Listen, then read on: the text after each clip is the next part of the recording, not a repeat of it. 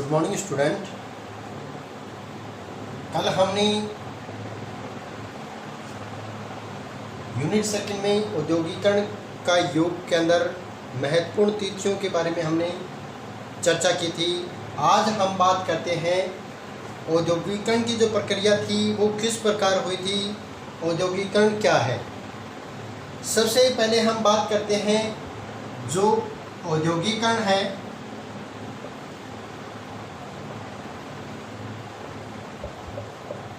इसकी जो शुरुआत है वो कब हुई थी। इसकी शुरुआत हुई थी 18वीं शताब्दी में। 18वीं शताब्दी के दौरान औद्योगिकरण की शुरुआत हुई थी। अब किसी भी देश में औद्योगिक जो व्यवस्था होती है वो काफ़ी सीमा तक फैल जाना, बड़ी बड़ी जो फैक्ट्रियां होती है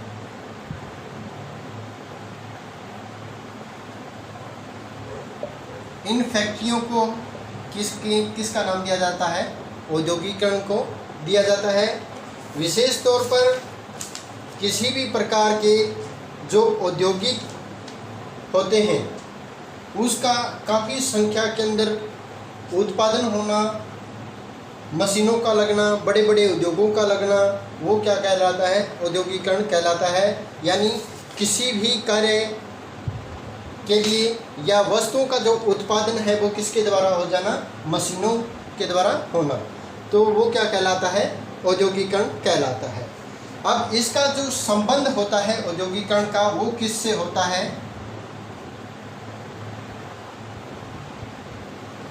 औद्योगिकरण का जो संबंध है वो किससे है, व्यापार से।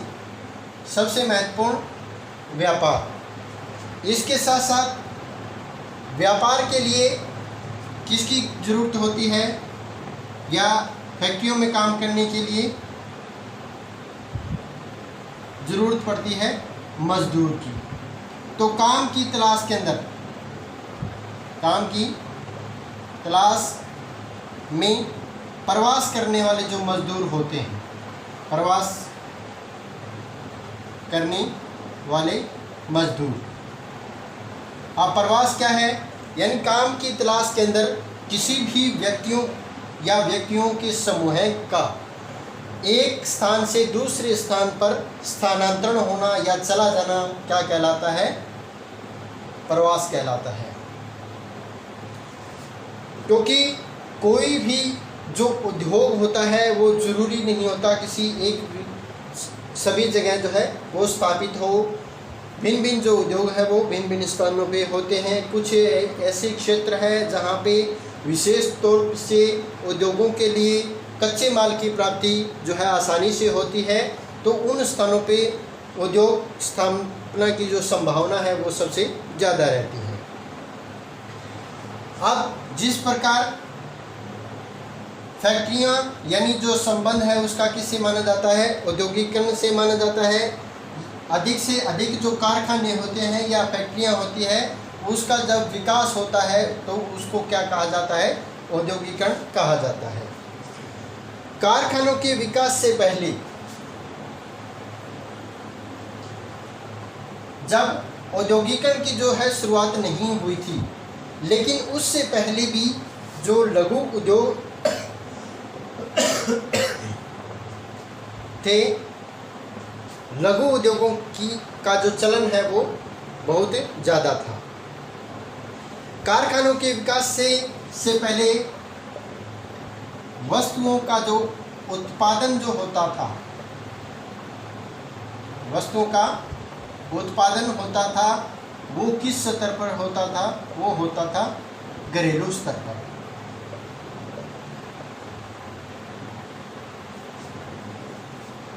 क्योंकि अधिकतर वस्तुओं का निर्माण क्या होता था, हाथों से किया जाता था, घरों में किया जाता था, और इसके लिए सदस्य जो चुने जाते थे वो ज़्यादातर या तो क्या कहलाते थे, काश्तकार, शिल्पकार जो होते थे, या बुनकर। ये सभी क्या थे, घरों के द्वारा, यानी किसी भी एक समाज में विशेष तबके के जो लोग होते थे वो अपनी कलाओं का जो प्रयोग है वो किस प्रकार करते थे, उत्पादन विशेष वस्तुओं का जो है उत्पादन करके किया करते थे। तो अधिकतर वस्तुओं का जो उत्पादन होता था वो किस पर होता था, घरेलू स्तर पर होता था। उस समय क्या है, वस्तुओं का जो निर्माण है वो हाथों से होता था। उस समय मशीनों के द्वारा किसी भी प्रकार का जो कार्य है वो नहीं किया जाता था। इसलिए ब्रिटिश या ब्रिटेन के अंदर, ब्रिटेन में शहरी जो व्यापारी होते थे, शहरी व्यापारी वो गांव के अंदर जाकर मजदूरों की तलाश करते और उन मजदूरों या फिर जिनको काश्तकार बोला जाता था, काश्तकारों से वस्तुएं जो होती थी वो कम दाम पर, कम दाम यानी कम कीमत पर उस वस्तुओं को खरीदते थे और उन्हें ऊंची दरों पर, ऊंची दरों पर, दरों का मतलब होता है कीमत, ऊंची कीमतों पर बाजार के अंदर ले जाकर उसको बेच देते थे। इस प्रकार जो स्थानीय जो व्यापारी होता था उसको काफ़ी मुनाफा मिलता था। और जो उत्पादन करते थे, जैसे काश्तकार थे, शिल्पकार या जो बुनकर होते थे, उसको बहुत कम मात्रा में लाभ प्राप्त होता था। और अंतर्राष्ट्रीय व्यापार के लिए स्थानीय जो व्यापारी होते थे वो उन के द्वारा जो वस्तुएं उत्पादित होती थी वो खरीदी जाती थी और कम कीमत पर खरीदी जाती थी और अधिक कीमत पर वो अंतर्राष्ट्रीय बाज़ारों के अंदर उसको बेच देते थे। तो इस प्रकार उनको काफ़ी मात्रा में लाभ प्राप्त होता था। 18वीं सदी के आखिर तक, 18वीं शताब्दी के आखिर में जब कारखानों की जब शुरुआत हुई, कारखानों की जब शुरुआत हुई थी तो उस के बाद में मशीनीकरण का जो युग है वो काफ़ी तेज़ी से बढ़ने लगा, या उत्पादन की जो प्रक्रिया थी कारखानों के द्वारा, उत्पादन की प्रक्रिया क्या हो गई थी, तेज हो गई थी। और ये संभव किसके द्वारा हुआ था, वो हुआ था उद्योगों यानी कारखानों के द्वारा। अब सबसे जो विशेष तौर पर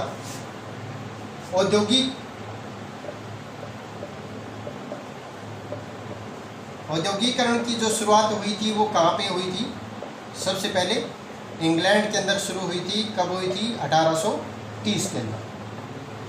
1830 के अंदर औद्योगिकरण की जो प्रक्रिया, 1730 के अंदर, 18वीं शताब्दी में 1730 के अंदर औद्योगिकरण की जो प्रक्रिया वो किसमें शुरू हुई थी, वो हुई थी इंग्लैंड के अंदर। और सबसे अधिक औद्योगिकरण के अंदर उत्पादित वस्तुओं के अंदर उद्योग स्थापित हुए थे, वो थे कपास और धातु, यानी लोहा जो इस्पात होता था उसका उत्पादन और कपास का जो उत्पादन है वो सबसे प्रमुख तौर पर उभरने वाले उद्योग थे। कपास और धातु उत्पादित जो कारखाने किसकी श्रेणी में आते थे, उद्योगों की श्रेणी में आते थे। और इससे कपास उद्योग ने सबसे ज़्यादा 1840 तक अपनी जो स्थिरता है वो कायम की थी, क्योंकि सबसे ज़्यादा कपास उद्योग जो है व्यापार क्षेत्र के अंदर जो है सबसे बड़ा मशहूर हुआ था, क्योंकि कपड़े का जो उत्पादन है वो भारत में और इसके अलावा इंग्लैंड के अंदर सबसे ज़्यादा सूती कपड़े का जो उत्पादन है वो उन्हें लगा था। इसलिए कपास उद्योग है वो, इसकी जो स्थिरता है वो 1840 तक रही थी।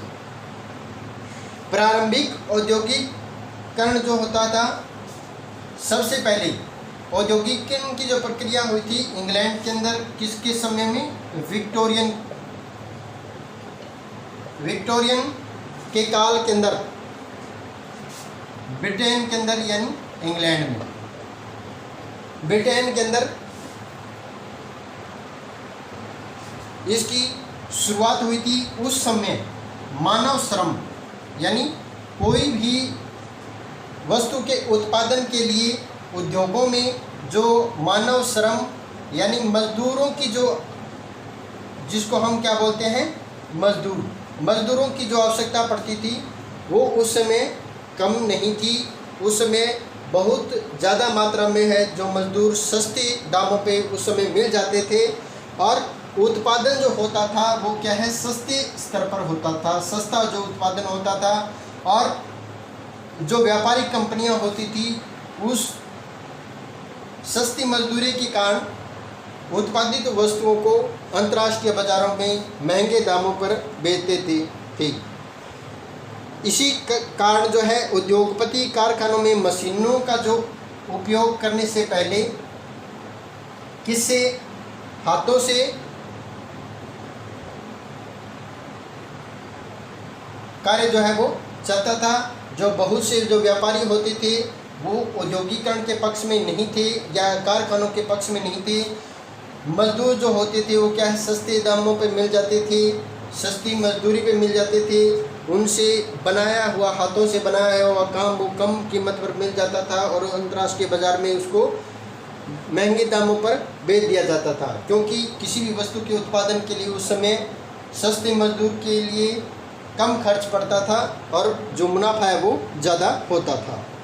और इसी कारण जो औसतन जो मजदूर होते हैं और या परंपरागत जो कारीगर थे वो उस समय मशीनों पर काम करना नहीं चाहते थे। अब जैसा कि किसी भी प्रदेश के अंदर कारखानों का जो प्रभाव है वो यदि बढ़ता है तो सबसे ज़्यादा जो परेशान होते हैं तो वो कौन से होते हैं, मजदूर। देखिए, एक वस्तु के उत्पादन के लिए जहाँ पे 10 व्यक्तियों की आवश्यकता होती है वहाँ पे यदि वही कार्य किसी मशीन के द्वारा होता है तो उसमें क्या है, 2 व्यक्ति या 3 व्यक्तियों का जो है काम होता है। इसलिए बाकी के जो मजदूर होते हैं उनको इस बात की चिंता रहती है कि यदि मशीनी कार्य या उद्योगों की ज़्यादा स्थापना होने से उनके कार्य के अंदर, उनकी श्रम के अंदर जो है कमी आ जाएगी। इसलिए अधिकतर जो मजदूर थे वो कारखानों के पक्ष में नहीं थे। अब कारखानों की स्थापना होने के कारण उनको सबसे ज़्यादा मजदूर जो होते थे उनको डर किस बात का रहता था, उनको डर रहता था बेरोजगारी का। उद्योगों की स्थापना होने से बेरोजगारी का जो डर है वो मजदूरों को सताने लगा और इसी कारण जो बहुत से जो मजदूर थे वो कारखानों के नाम से चिढ़ते थे। उन्होंने मशीनी युग के दौरान एक जो है स्पिनिंग जेनी मशीन का जो है आविष्कार हुआ। अब स्पिनिंग जेनी मशीन का जो प्रयोग हुआ था उसे हाथ से जो कताई करने वाले जो लोग थे, हाथों से जो उत्पादन होता था वो क्या हो गया, इनके द्वारा स्पिनिंग जेनी के आविष्कार से जो है कम हो गया था। क्योंकि स्पिनिंग जेनी के आविष्कार के कारण इससे धागे की बुनाई के लिए या कपड़ा उत्पादन के लिए एक साथ कई तकलियों को क्या है घुमाया जाता था और विभिन्न प्रकार का जो उत्पादन है या बृहत स्तर पर, ज़्यादा स्तर पर जो है उत्पादन वो मशीन के द्वारा होने लगा था। और इसी के कारण हाथ से जो सूत काटती थी या ऊन काटने वाली जो औरतें थीं उन्होंने इन पर जो है जो मशीनी जो औद्योगिक थी उन पर क्या करना शुरू कर दिया था, उन्होंने हमला जो है शुरू करना। और यह जो टकराव था वो क्या है काफ़ी लंबे समय तक रहा था। आगे हम चर्चा करने से पहले हम कुछ विशेष शब्दों की हम चर्चा करते हैं। इसके अंदर भी औद्योगिक जो व्यवस्था होती है उस दौरान क्या है, औद्योगिकरण की परिभाषा जो अभी हमने सबसे पहले की थी, या कारखानों में सबसे ज़्यादा फैलाव जो होता है कारखानों के अंदर या फैक्ट्रियों का लगना औद्योगिकरण से जोड़ा जाता है। लेकिन उद्योगों की स्थापना से पहले भी क्या है, वस्तुओं का जो उत्पादन वो घरेलू स्तर पर होता था। अब हम बात करते हैं उत्पादकों का जो संगठन होता है, उत्पादकों का जो संगठन होता है उसको क्या नाम दिया जाता है, उनको नाम दिया जाता है गिल्ड्स का। गिल्ड्स जो होते हैं उसको क्या कहा जाता है, उत्पादकों के जो संगठन होते हैं उनको गिल्ड्स बोला जाता है। अब औद्योगिकरण से पूर्व का जो समय था, औद्योगिकरण से पहले जो उत्पादन होता था उसको बोला जाता था आदि औद्योगिक, आदि औद्योगिकरण व्यवस्था। आदि औद्योगिकरण का व्यवस्था का मतलब क्या है, औद्योगिकरण की शुरुआत होने से पहले वस्तुओं का जो घरेलू स्तर पर उत्पादन होता था उसको आदि औद्योगिकरण का नाम दिया गया था। अब हम बात करते हैं प्राच्य। अब प्राच्य क्या थे, प्राच्य से मतलब क्या होता है, जो भूमध्य सागर रेखा,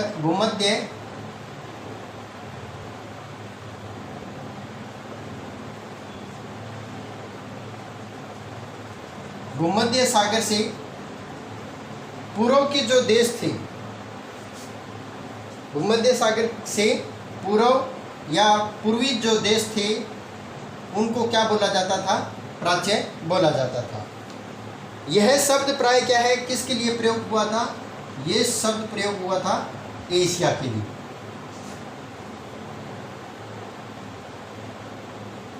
पश्चिमी लोग प्राय प्राच्य प्रदेशों को पूर्व आधुनिक या पारंपरिक या रहस्यमय मानते थे।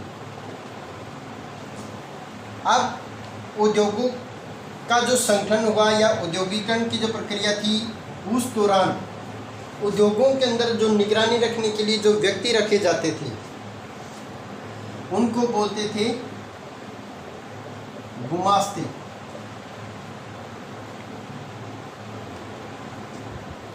गुमास्ते किनको कहा जाता था, भारत के अंदर, भारत में ब्रिटिश सरकार के द्वारा या ब्रिटिश अधिकारियों के द्वारा जो मजदूर रखे जाते थे या फिर जो कंपनी होती थी ब्रिटिश कंपनी, उसमें राजनीतिक स्थापित करने के लिए कंपनी के पास कपड़ा जो व्यापार होता था उस पर एकाधिकार स्थापित करना होता जरूरी था। एकाधिकार स्थापित करने के लिए गुमास्ते की जो है नियुक्ति की गई थी। ये उद्योगों में काम करने वाले जो मजदूर होते थे उन पर क्या है, निगरानी रखते थे। इसलिए जो सक्रिय व्यापारियों द्वारा और दलालों के द्वारा जो लाभ जो होता था वो ब्रिटिश सरकार ने उनसे छीनकर किसको कर दिया था, यानी जो गुमास्ते होते थे उनको नियुक्त कर दिया था ताकि दलालों का जो कार्य है वो समाप्त हो जाए। और बुनकर जो होते थे, जो कपड़े का निर्माण करते थे, उस पर अधिक से अधिक है जो नियंत्रण स्थापित किया जा सके। और इस उद्देश्य से कंपनी ने जो वेतन भोगी कर्मचारी थे, वेतन भोगी कर्मचारी, उनको क्या नाम दिया था, गुमास्तों का नाम दिया था।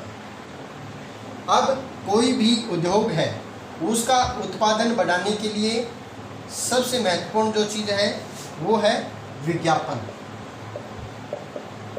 विज्ञापन देखिए, विज्ञापन क्या होता है, ब्रिटिश उद्योगपतियों ने कुछ विशेष प्रकार के लेबल जो होते हैं और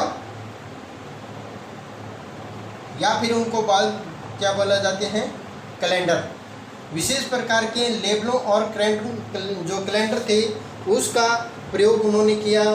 इसके कारण विज्ञापन की जो प्रक्रिया थी वो तेज हुई थी। किसी भी वस्तु के उत्पादन को या उसको व्यापार के सूत्र को बढ़ावा देने के लिए महत्वपूर्ण क्या था? विज्ञापन था। अब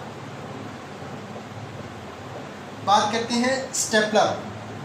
स्टेपलर क्या होते हैं? किसी भी प्रकार की उत्पादन की जो प्रक्रिया थी, जैसे कपास का उत्पादन, कपास में जो धागों यानी कपड़े का जो उत्पादन होता था, उसमें कपास का जो रेशा होता है, उस रेशे को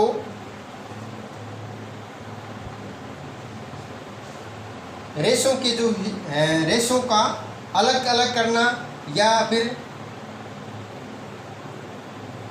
छांटने की जो प्रक्रिया होती है, छांटने की क्रिया करने वाला जो व्यक्ति होता है उसको क्या नाम दिया गया था? रेशों का छंटाई करना या उसको अलग अलग करना, वो किसका काम था? स्टेपलर का काम माना जाता है।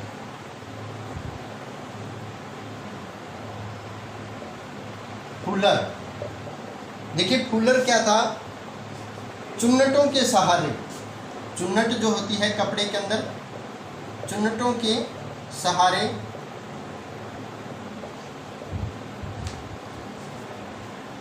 कपड़ा जो समेटा जाता था, कपड़ा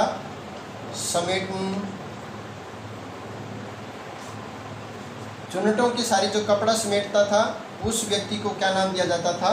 फुलर कहा जाता था। इसके बाद में हम बात करते हैं कार्डिंग की।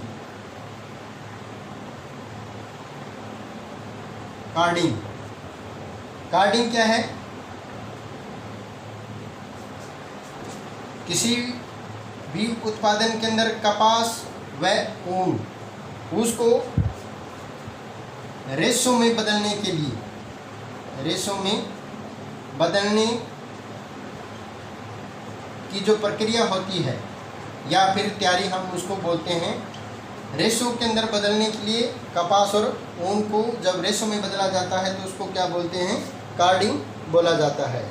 और सबसे आखिर में बात करते हैं आदि शब्द की।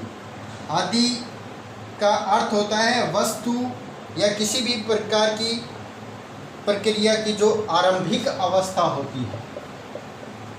आरंभिक अवस्था जो होती है उसको क्या नाम दिया जाता है? उसको नाम दिया जाता है आदि का। तो ये कुछ महत्वपूर्ण पारिभाषिक शब्द थे जो औद्योगिक व्यवस्था के अंदर प्रयोग किए जाते थे। उद्योगों के अंदर काम करने वाले जो नुमाइंदे होते थे, गुमास्ते यानी जो मजदूर होते थे, विशेष व्यक्ति होते थे, और रेशों का जो उत्पादन होता था उसमें कार्य करने वाले लोगों को क्या नाम जो दिया जाता था? मशीन पर काम करने वाले जो मजदूर होते थे उनको क्या कहा जाता था? अब हम इसके बाद में हम औद्योगिकरण की जो प्रक्रिया है जो एशिया और यूरोप के देशों में किस प्रकार फैली थी उसकी चर्चा हम कल करेंगे। Thank you.